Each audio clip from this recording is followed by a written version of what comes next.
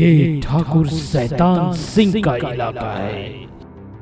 यहाँ ठाकुर शैतान सिंह की इजाजत के बिना एक पंछी भी पैर नहीं मार सकता। एक दिन एक गरीब किसान पे ठाकुर शैतान सिंह का नजर पड़ा।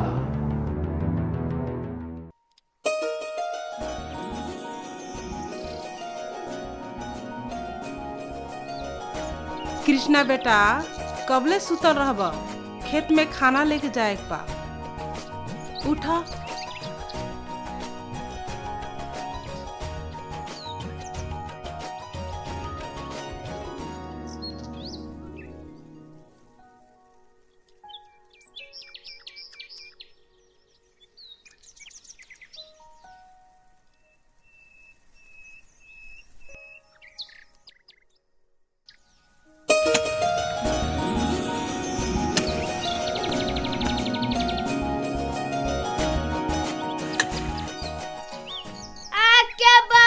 खाना खा ली।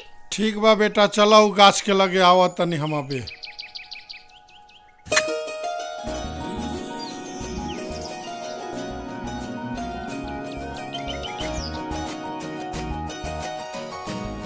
खाना रख,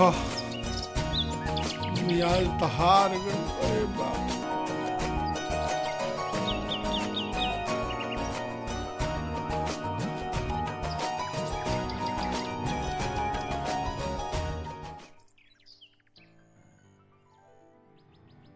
अरे हरिया, तो के ठाकुर साहब अपना हवेली पर बुलौले बानी। काहे खातिर मुंशी जी? चलो जा पता लाग जाई। ठीक बा, चली हम आवत तनी।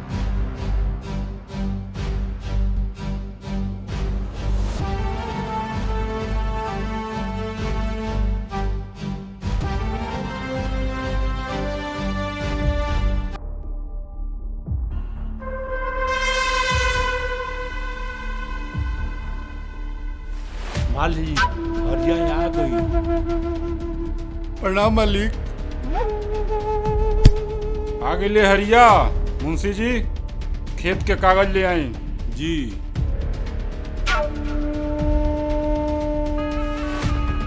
ली मालिक। हरिया, एक कागज पे अंगूठा लगा दे। कैसन मालिक, हम ना समझनी। तोर जमीन हमके पसंद आ गइल बा। ऊ जमीन हमके चाही और हमके ना सुने के आदत ना बा। मालिक, ई जमीन हमार माई ही है। हम धरती मैया के सौदा नहीं कर सकत मालिक। तोर हिम्मत के नहीं कदले। रामू, चाबुक ला।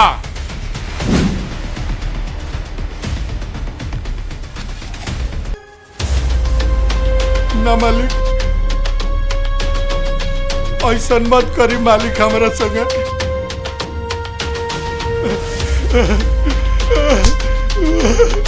मारा से करा के।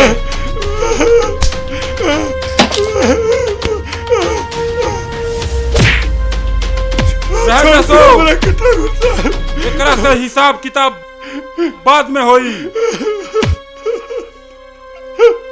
चल भाग जो।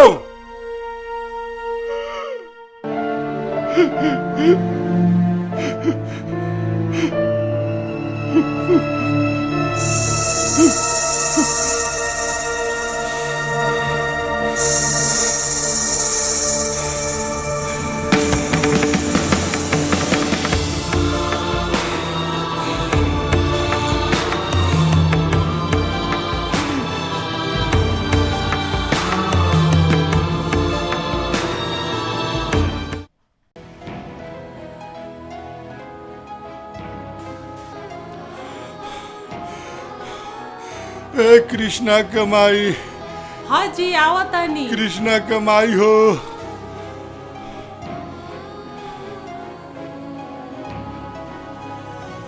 ई चोट कैसे लागल हा? का बताई कृष्णा कमाई।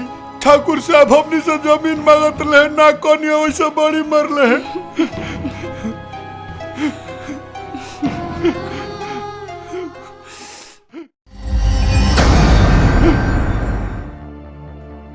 मुखिया जी, सरपंच जी, ई ठाकुर बड़ा जुल्मी बा। अगर एकरा जुर्म के हमनी के ना रोकल गई तो आज हमरा के मरलस, काल पूरा गांव वालन के मारी।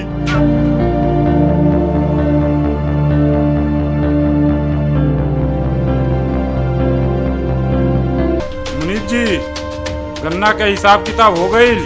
हम हिसाब कराओ तरी। ठाकुर साहब का भाई शंकरवा, काहे चिल्लात बड़े? हरिया आपके खिलाफ गांव वालों को भड़का होता। वो कुत्ता के ही हिम्मत गांव वालन के हमरे खिलाफ भड़कावता।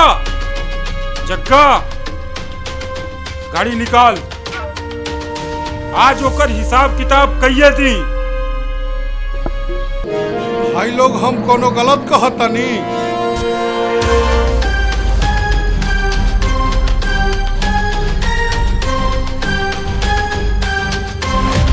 हमरा के माफ कर दीजिए, हमरा के माफ कर दे ठाकुर साहब, हमरा से अभी गलती ना हुई, माफ कर दिया हमरा के माफ कर दी ठाकुर साहब।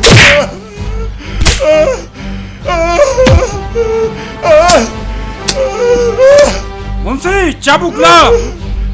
ठाकुर साहब रियाम कर।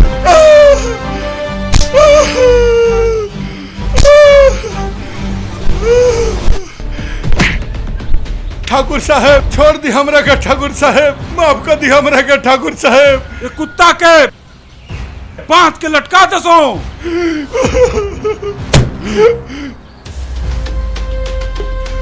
ठाकुर साहब ऐसा मत अत्याचार कर ठाकुर साहब।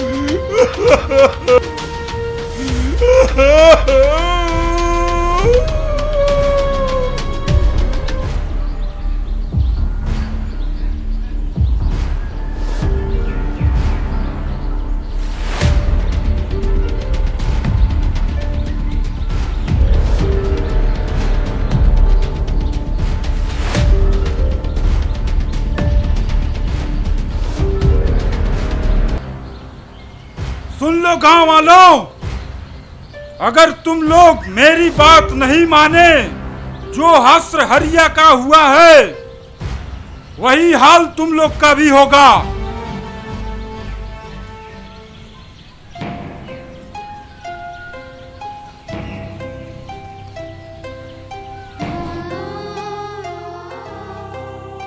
ए बेटी राधा कृष्णा बुला लिया वो।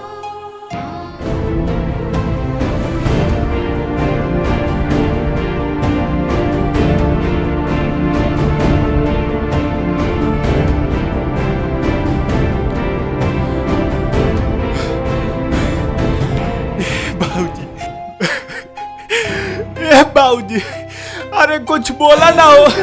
ए बाबूजी, अरे कुछ बोला ना हो। ए बाबूजी,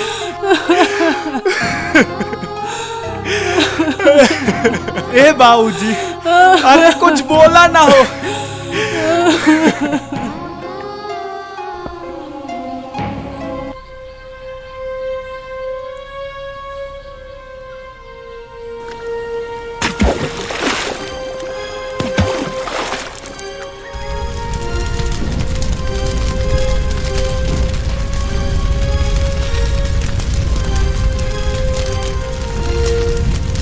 कसम बा तोरा खून के एक एक बूंद के बाबूजी, जबले ठाकुर शैतान सिंह से तोहरा खून के बदला ना ले, हम चैन से ना बैठब।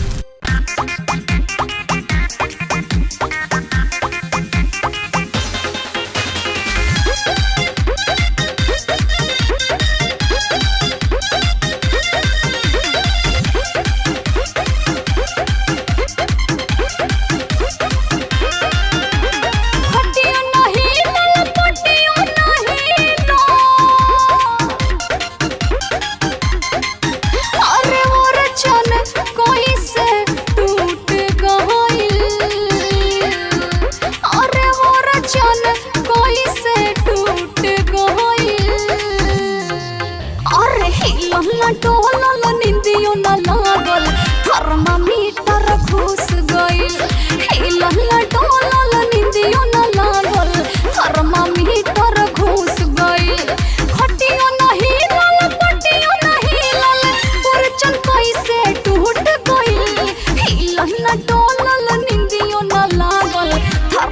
मीटर घुस गइल हिलहला डोलल निंदियो न लागल थर्मामीटर घुस गइल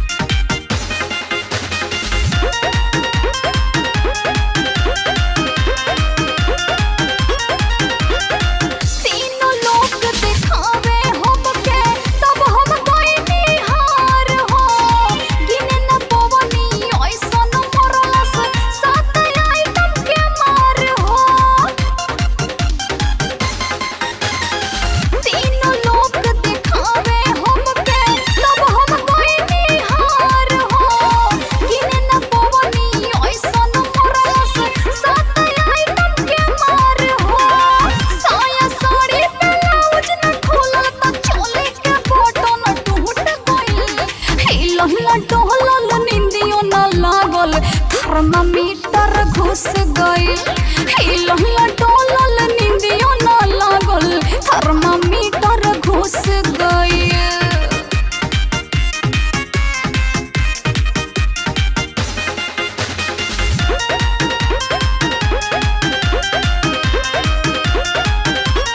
भोर भइल जब नींद से उठनी सारा बदन लोसी आइल बा ऐसन चहके ऐसन महके जैसे कि माल बसी आइल बा भोर भइल जब नींद से उठनी सारा बदन लोसी आइल बा ऐसन चहके ऐसन महके जैसे कि माल बसी आइल बा ललन बिहारी के साथे न छूटल करम के भारी छूट भइल हिलहला डोलल निंदियो न लागल थर्मामीटर घुस गइल हिलहला डोलल निंदियो न लागल थर्मामीटर घुस गइल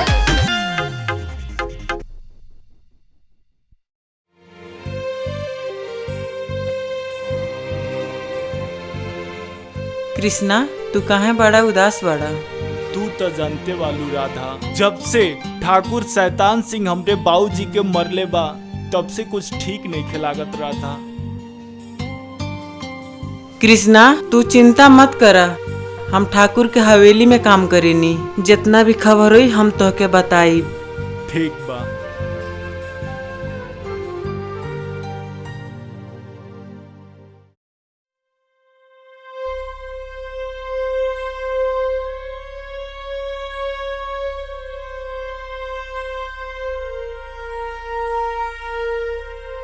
ठाकुर साहब गांव में बहुत बढ़िया नौटंकी आइल बा, चलिए चल के देखे। भैया गांव में नौटंकी आइल बा, बहुत अच्छा बा, चले के? चलो सोन आज जाके गर्दा मचा देहल जाओ।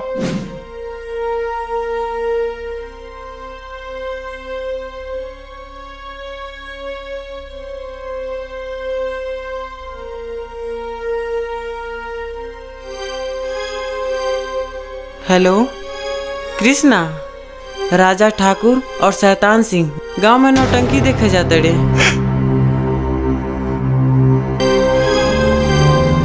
जा तू अपन काम देखो। ठीक बा भैया। पापा राधवा के देखनी किसानों से बात करते रहियो। वो कुतिया के ही हिम्मत पकड़ के लिया सोनू करा के।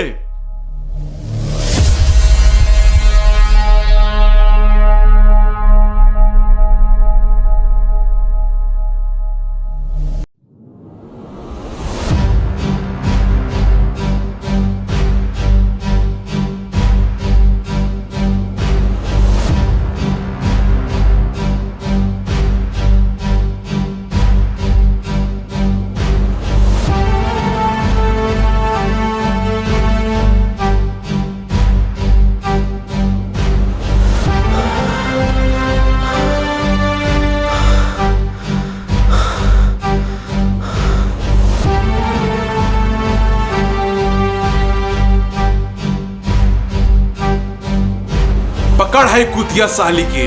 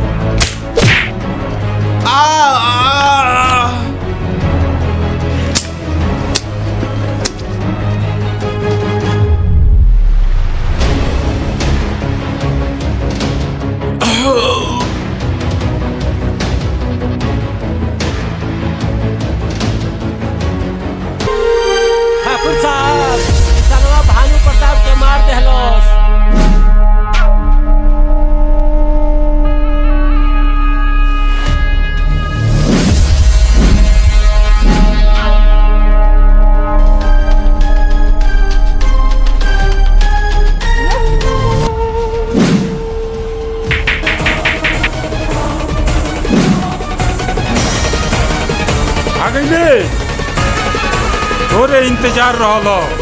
मार बेटा मार।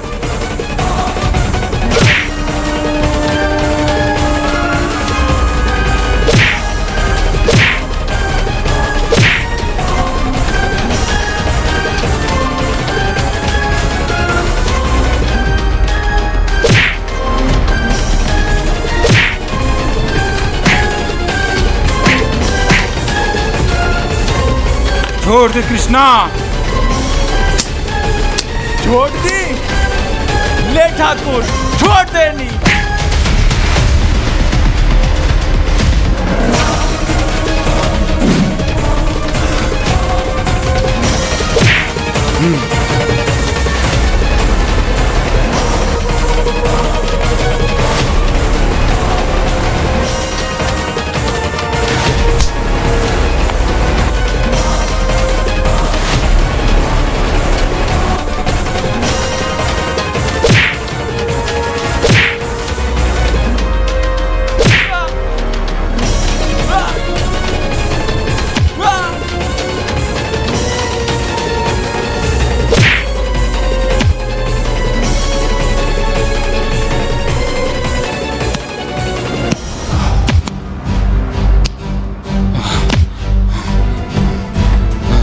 अरे माहिर भाई, अरे बाप रे बाप, अरे माहिर भाई, अरे बाप रे बाप, अरे अरे माहिर भाई,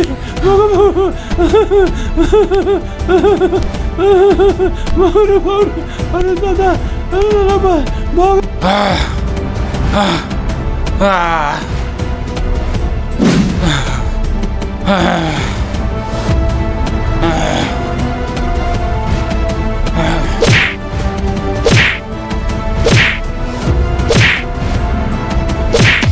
अरे भाई, अरे भाई,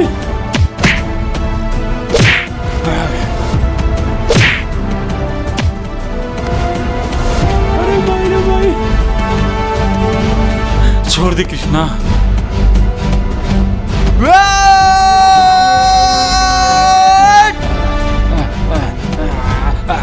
ठाकुर शैतान सिंह, आज से तो जुर्म इस गांव से खत्म हो गई।